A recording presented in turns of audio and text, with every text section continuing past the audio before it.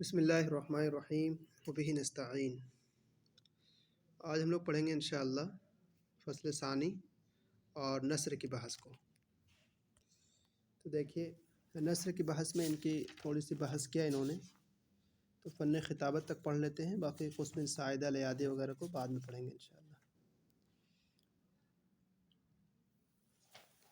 النثر اسبق انواع الکلام فی الوجود لقرب تناولہ۔ نثر جو ہے اسبق انواع الکلام، کلام کی قسموں میں، کلام کی بہت ساری قسمیں ہو سکتی ہیں، جیسے کہ شعر ایک کلام کی ایک قسم ہے، اسی طرح وصایا ہیں، خطب ہیں، خطابت وغیرہ، تو بہت ساری جو قسمیں ہیں تو اس میں سے ایک نثر ہے۔ تو وہ کیا ہے؟ اسبق انواع الکلام فی الوجود، یعنی وجود کے اعتبار سے، پائے جانے کے اعتبار سے کلام کی سب سے پہلی قسم ہے۔ دنیا میں سب سے پہلی چیز جو ایگزسٹ کرتی ہے وہ کون چیز ہے؟ نثر ہے۔ کیوں؟ لقرب تناولی، اس لیے کہ یہ بہت ہی زیادہ کیا ہے، تناولن کے معنی مختلف جگہوں پر مختلف معنی کے لیے استعمال ہوتے ہیں۔ جیسے تناول کا ایک معنی کھانا بھی ہوتا ہے، کھانا کھانے کے لیے، بہرحال یہاں کریں گے لقرب تناول ہی، اس کے بہت ہی زیادہ آسان ہونے کی وجہ سے، ٹھیک ہے۔ وہ عدم تقید ہی، اور اس میں کیا تھا؟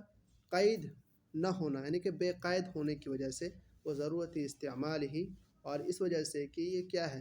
ضرورت استعمال، یعنی کہ ساری دنیا کے لیے استعمال کیا ہے؟ استعمال کی ضرورت ہے، ساری دنیا کے لیے سبھی چیزوں کو اس کا استعمال کرنا پڑتا ہے، اور یہ ضرورت بن کر کے، تو اس لیے نثر جو ہے وہ اسبق انواع الکلام فی الوجود، پایا دنیا میں کلام کی قسموں میں سب سے پہلی قسم جو پائی جاتی ہے ان میں کیا ہے؟ نثر ہے۔ ایگزسٹ کے اعتبار سے سب سے پہلی چیز جو ہے وہ نثر ہے۔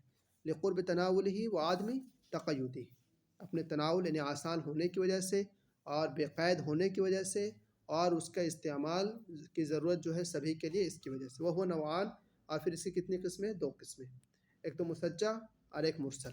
مسجع جانتے ہیں آپ؟ مسجع مطلب جس میں قافیہ بندی کا خیال کیا جائے اسے مسجع کہتے ہیں، اور مرسل کہتے ہیں جیسے کہ انسان عام طور پر بات کرتا ہے تو اسے مرسل کہتے ہیں۔ تو وہ کہہ رہے ہیں کہ مسجع کیا ہے؟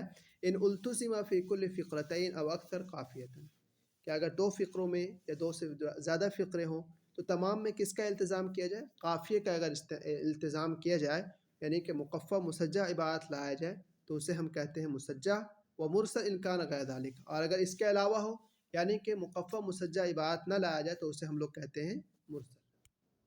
وقد كان العرب ينطقون به معربا غير ملحون لقوة السليقة وفعل الوراثة وقلة الاختلاط بالأعاجم۔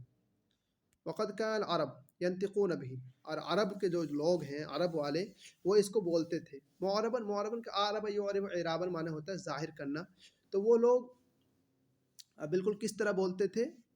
بالکل صاف انداز میں، غیر ملحون، لحن کہتے ہیں کسی طرح کی غلطی کو، جیسے کہ آپ اگر وہ پڑھے ہوں گے تجوید تو اس میں ایک بحث آتی ہے لحن جلی یا لحن خفی کی۔ لحن جلی مطلب بڑی غلطی، لحن خفی مطلب چھوٹی غلطی، تو وہی یہاں پر معرباً مطلب بالکل صاف شفاف بولتے تھے، اور غیر ملحون، اور ان کے اس میں کسی طرح کی کوئی کمی یا کسی طرح کی غلطی نہیں تھی۔ وجہ کیا تھی؟ لقوت السلیقہ، لقوت السلیقہ، کہ ان کے اندر جو سلیقہ تھا، بولنے کا جو ڈھنگ تھا وہ بہت زیادہ تھا۔ وفعل الوراثہ، اور یہ جو ان کو بولنے کا طریقہ کیسے ملا تھا؟ یہ موروثی طور پر ان کو ملا تھا۔ اور تیسری بات یہ تھی وقلۃ الاختلاط بالعاجم، کہ ان کا عجمیوں کے ساتھ بہت زیادہ کم اختلاط تھا، تو کم اختلاط ہونے کی وجہ سے ان کی زبان بالکل صاف، شستہ اور دھلی ہوئی زبان تھی۔ اللہم الا ہیئات المنطق، اور رہی بات کس کی؟ بولنے کی کچھ غلطیاں، یعنی ایک تو ہے کیا کہ ہیئات المنطق، بولنے میں جو ہیئت ہونی چاہیے، طریقہ ہونی چاہیے، اس میں کیا ہے؟ جیسے کہ کل ہم لوگوں نے دیکھا تھا کشکشا اور عنا، وہ سب کیا کیا تھا؟ تو وہی ہے کہ بولنے میں کچھ کمیاں تھیں۔ کوئی آدمی ہا کی جگہ عین بول رہا تھا، کوئی الف لام کو کیا ام بول دیتے، جیسے البر ہے تو اسے امبر بول رہے تھے۔ تو بولنے میں ہیئات المنطق، بولنے میں جو ہیئت ہونی چاہیے وہ کیا تھا؟ فقط اختلفت، وہ بدلا ہوا تھا۔ اس کی وجہ لاسباب طبیعیت، فطری اسباب تھے اس میں، جیسے کہ فی الترقیق، کہ کیا کرتے وہ کبھی کسی حروف کو کیا کرتے؟ رق کا یرق ترقیق، پتلا کرنا، تو کبھی کیا کرتے؟ پتلا کر کے پڑھتے۔ تفخیم، فخم یفخم تفخیما مانا موٹا کر کے پڑھنا، تو کسی لفظ کو پتلا کر کے یعنی باریک کر کے پڑھتے، اور کسی کو وہ پر کر پڑھتے ہیں، والابدال اور کہیں ابدال کرتے ہیں اور کہیں امالہ کرتے ہیں۔ ابدال اور امالہ بھی اسی کے قسم تجوید کی۔ ابدال کا معنی بالکل بدل ہی دینا، اور امالہ مطلب آواز تو کسی اور کی ہے لیکن اس کو تھوڑا سا بدل کر دوسری اوے میں لے جانا، اسے کہتے ہیں امالہ۔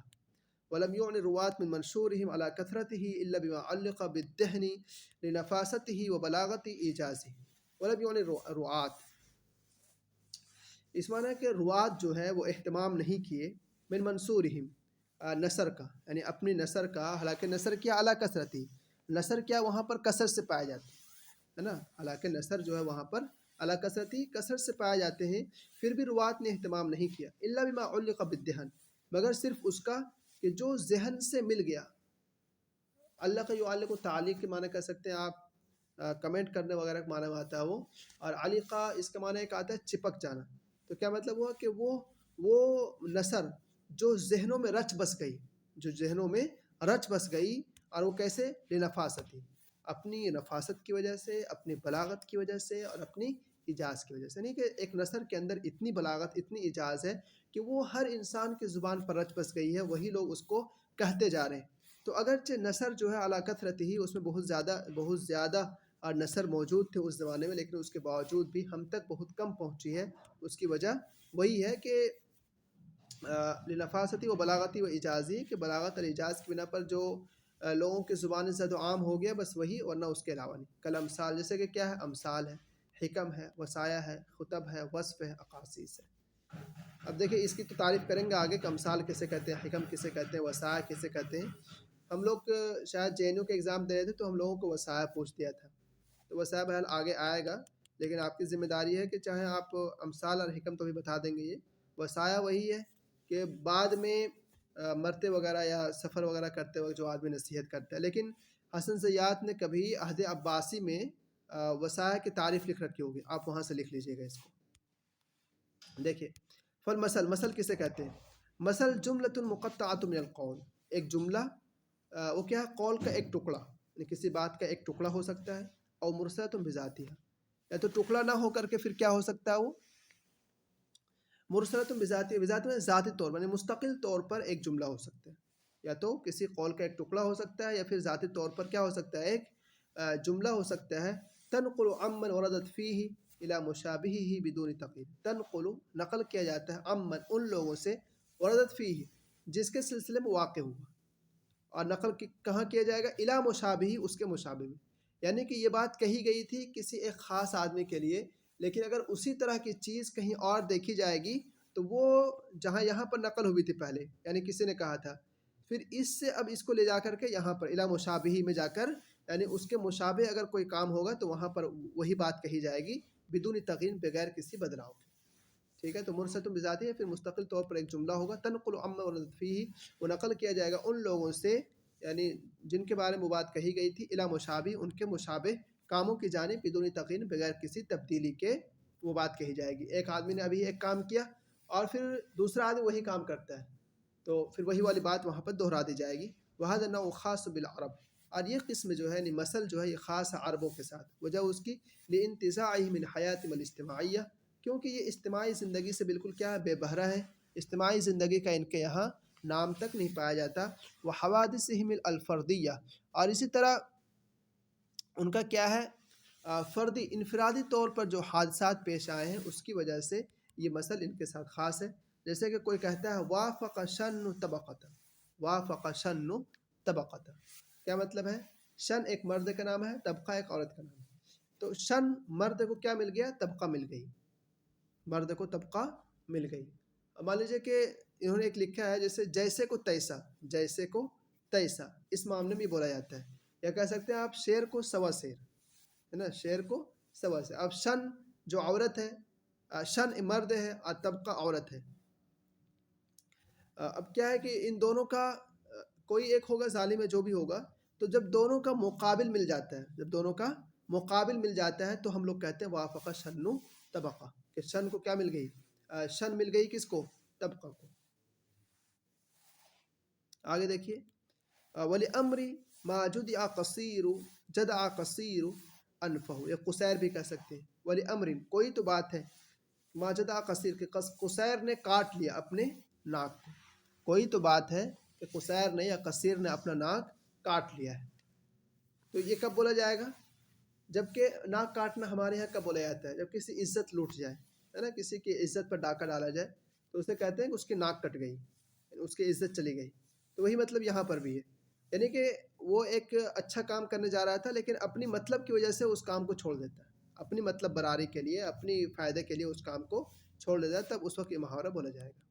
اس طرح ایک اور مثل ہے، وہ یدا کا اوکتا و فو کا نفقہ. اوکتا مانے ہوتا باندھنا، وہ یدا کا تمہارے دونوں ہاتھوں نے باندھا اور تمہارے منہ نے پھونکا.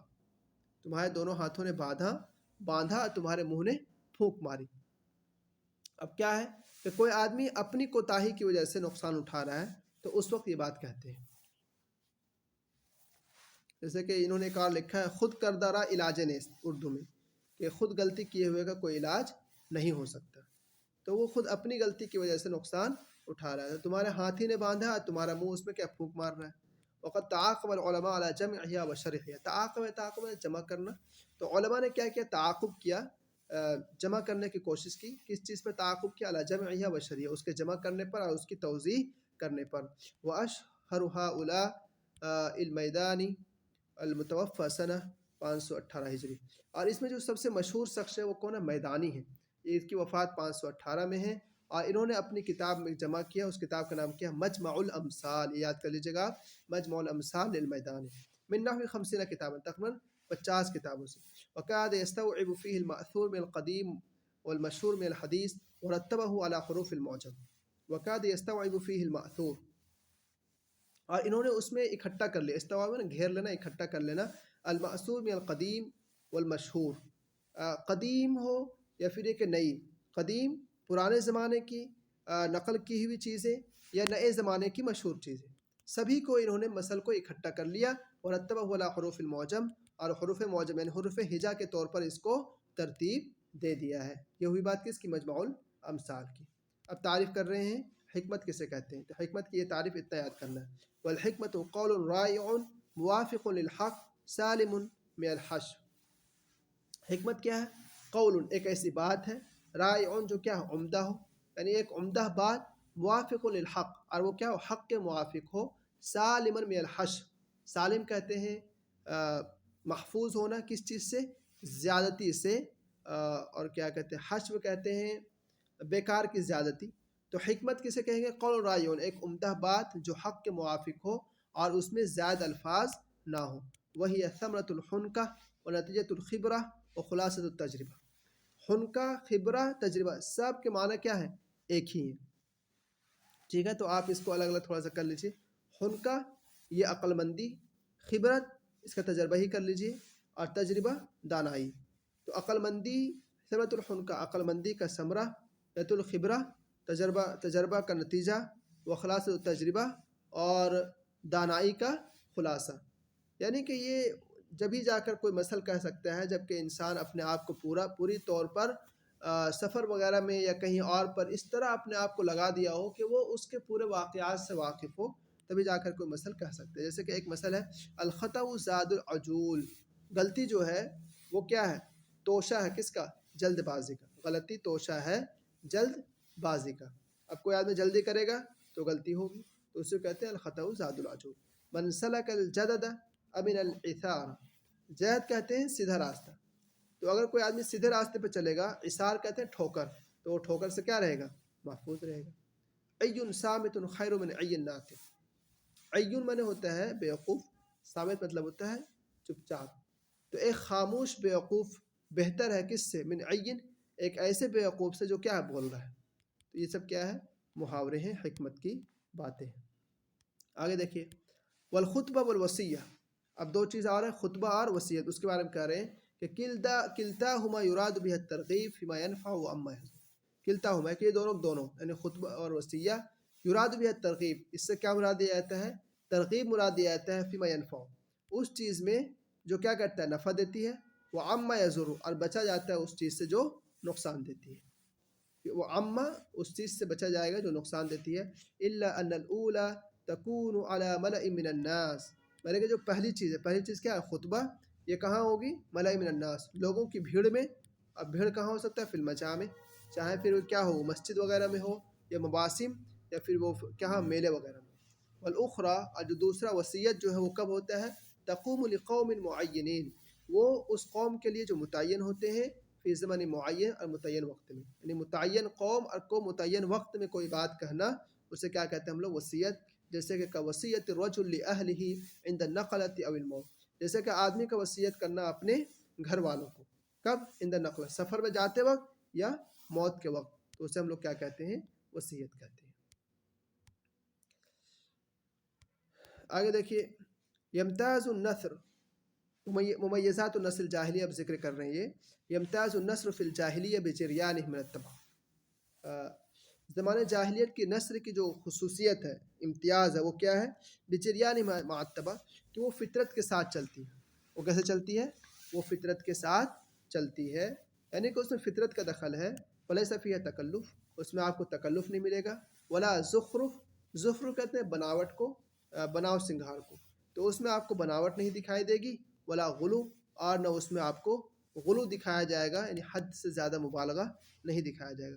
یسیر مع اخلاق البدوی و بیعتہ، اس میں چلنا تو وہ چلتا ہے بدوی دیہاتیوں کے اخلاق کے ساتھ اور ان کی ماحول، بیعت المنے ماحول. تو آپ سیدھے سے ترجمہ کر لیں کہ یسیر مع اخلاق البدوی، یہ دیہاتیوں کے اخلاق اور ان کے ماحول کو کیا کرتا ہے؟ اس کے ساتھ ساتھ چلتا ہے، نہیں کہ اس کو دکھاتا ہے. فہو قوی اللفظ، تو وہ خطابت کیسی ہوتی تھی؟ قوی اللفظ، اس کے الفاظ بڑے بھاری بھرکم، متین الترکیب، اور اس کے ترکیب مرکب جملے جو ہوتے تھے وہ بہت ہی اچھے. قصر الجملہ، اور جملہ جو ہوتا ہے اس کا وہ چھوٹے چھوٹے. موجز الاسلوب، اور اسلوب بہت ہی نرالا اور مختصر. قریب الاشارہ، اشارہ تو بہت قریب. قلیل الاستعارہ، اور استعارہ یعنی کہ مجاز وغیرہ کا استعمال تھوڑا کم. سطحی الفکر، اور اس کی جو سوچ ہوتی تھی وہ بھی بہت اوپر کی نہیں ہوتی تھی.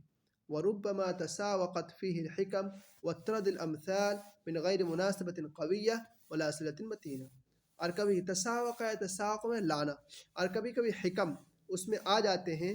وترد الامثال، اور اس طرح وہ کہانیاں بھی آ جاتی ہیں.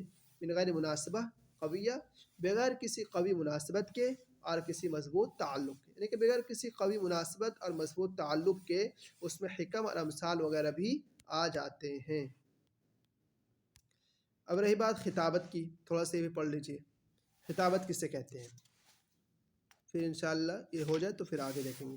الخطابت کالشعر لحمتها الخیال وسداها البلاغہ، خطابت کس کی طرح ہے؟ شعر ہی کی طرح ہے. یہ دیکھیں لحمتن اور سدا، یہ آپ دیکھیں گے تو اس کا معنی ہوتا ہے تانا اور بانا.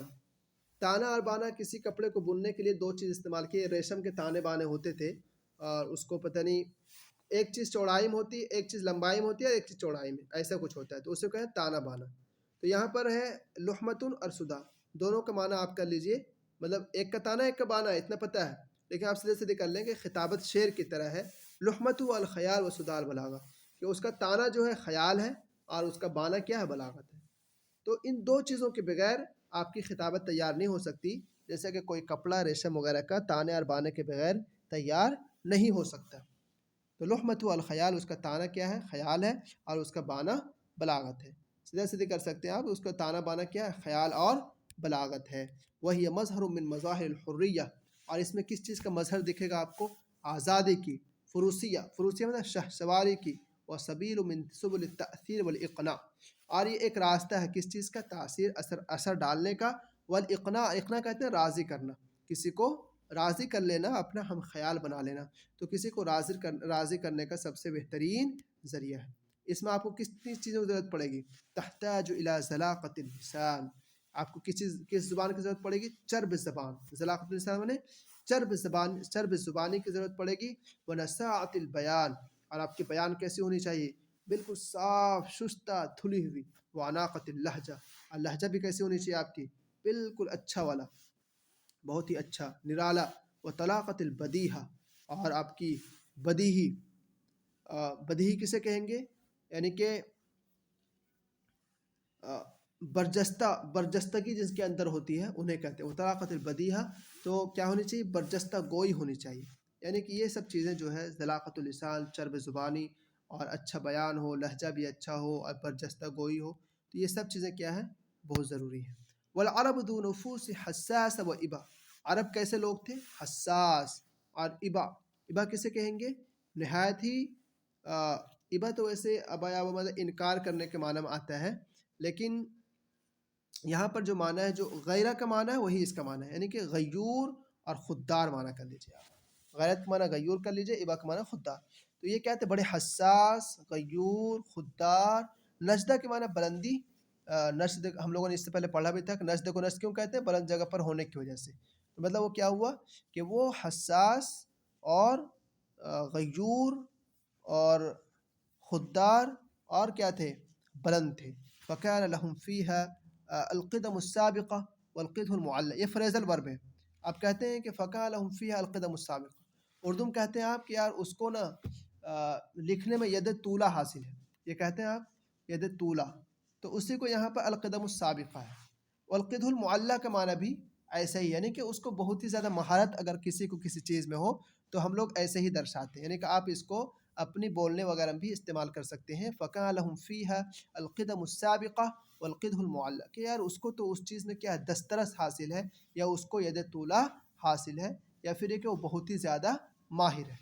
یعنی کہ یہ سب آپ کہہ سکتے ہیں. وَقَدْ دَعَا إِلَيْهَا مَا دَعَا الْأُمَمَ الْبَدَوِيَّةَ مِنَ الْفَخْرِ. وَقَدْ دَعَا إِلَيْهَا دَعَاهُمْ. اور ان لوگوں کے یعنی عرب کو بلایا خطابت کی جانب اس چیز نے جس نے بدوی قبیلوں کو بلایا. وہ کیا چیزیں تھی؟ من الفخر بحسبها. اور یہ پتہ نہیں کیا لکھا ہے، یہ نجاری ہے یا کیا ہے، کہ فخر وہ لوگ فخر کرتے تھے. کس پر کرتے تھے؟ اپنے خاندان حسب و نسب پر کیا کرتے تھے؟ وہ لوگ فخر کرتے تھے. تو فخر کرنے کی وجہ سے ہی کیا ہوا؟ ان کو خطابت کی ضرورت پڑی. والذود عن شرفها وذمارها. اور اس کی شرف اور اس کی ذمار سے اپنے آپ کو کیا کرنا؟ ہٹا لینا.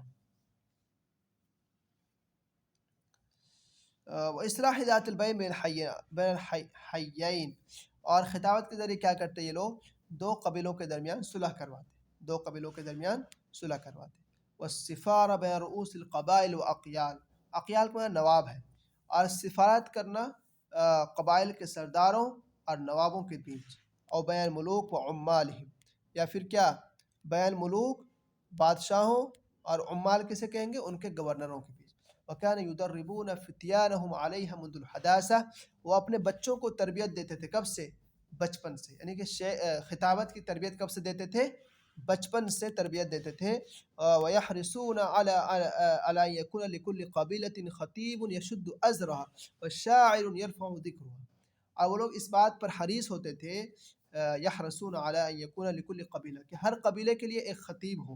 ہر قبیلے کا اپنا اپنا کیا ہو؟ ایک خطیب ہو. یشد ازرہا، جو کیا کرے؟ ان کی طاقت کو اور مضبوط کرے، جو ان کے لیے کیا ہو؟ ان کی تقویت کو اور اٹھائے. والشاعر، اور ہر قبیلے کا ایک شاعر ہو جو ان کے ذکر کو، اس قبیلے کے ذکر کو اور کیا کرے؟ بلند کرے. وربما اجتمع صفتان فی واحد. اور کبھی کبھی ہوتا تھا کہ دونوں صفت کس میں ہوتے تھے؟ ایک ہی شخص میں جمع ہو جاتے تھے، لیکن ایسا بہت کم ہوتا تھا. جیسا کہ انہوں نے عمرو بن کلثوم التغلبی کا نام لکھا ہے، ابھی آگے آ رہا ہے، تو ان کا خطابت میں نام لکھا، حالانکہ وہ شاعر بھی بہت بڑے ہیں. تو ایسا بہت کم ہوتا ہے.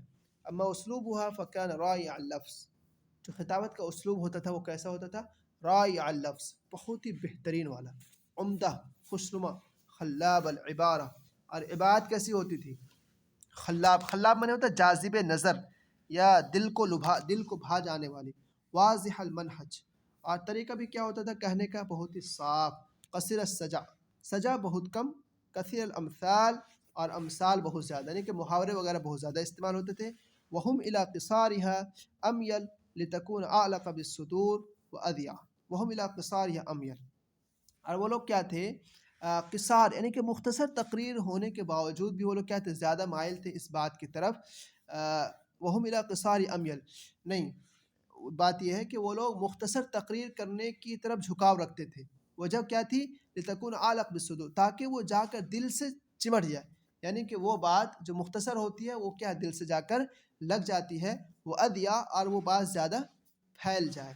ومن عاداتهم فيها الوقوف على نشر من الارض او القيام على هزار الدابه. اور ان کی عادت میں یہ بھی تھا کہ وہ نشر یہاں پر مانا ہے ٹیلا، تو وہ زمین کے ٹیلوں پر کیا کہتے ہیں ٹھہرتے، او القیام علیہ ظہر دابہ یا چوپایوں کے پشت پر ٹھہرتے تھے۔ ورفع الید ووضعها، اور کیا کرتے ہیں خطابت میں وہ لوگ ہاتھوں کو کبھی بلند کرتے اور کبھی نیچے رکھتے، یعنی کہ اشارہ جو کرتے ہیں ہاتھوں سے اس کو بتا رہا ہے۔ والاستعان علی العبارۃ بالاشارہ، اور عبارت پر اشارے کے ذریعے کیا کرتے مدد لیتے۔ واتخاذ المخاصر بایدیہم، یار اس مخاصر کا معنی میں آج دیکھا تھا، اور اپنے ہاتھوں میں واتخاذ المخاصر بایدیہم،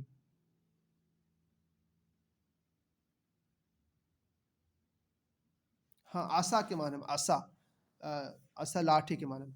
وہ اتخاذ مخاصر بعیدیہم، اور اپنے ہاتھوں میں یہ عصا اٹھاتے، والاعتماد علی السفاح، اور تلواروں پر ٹیک لگاتے، سہارا لیتے، والرماح یا نیزوں پر، یا پھر اس کے ذریعے اشارہ کرتے تھے۔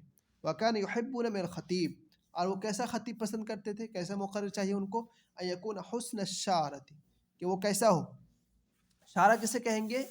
شارہ کہتے ہیں جس کی شکل و شباہت اچھی ہو۔ میں آج اس لفظ کو دیکھ رہا تھا، وہاں ایک مجھے لفظ مل گیا، وہ بتا دے رہا ہوں آپ کو۔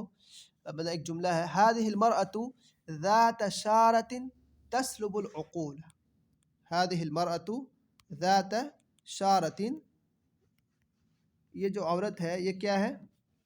ذات شارة، اس قدر خوبصورت یا اس قدر اچھے لباس میں ہے، تسلب یسلب، جو کیا کر رہا، عقل کو چھین رہی، مطلب میرے عقل کو کیا کر دی، بالکل اپنے اوپر مائل کر لی، اس معنی میں۔ تو شاعتن کا معنی کیا ہے؟ اچھا دکھنا، اچھا لگنا۔ تو خطیب کیسے ہونی چاہیے؟ اس کا لک دیکھنے ویکھنے میں بھی کیا ہو، وہ بہت ہی اچھا ہو، جہیر الصوت، آواز کیا ہو، بلند ہو، سلیم المنطق، اور کیسے بولے، کیسے بالکل صاف شستہ، ثبت الجنان، ثبت الجنان کا مطلب جہاں مطلب دل، اور ثبت مطلب مضبوط، تو مضبوط دل والا ہو۔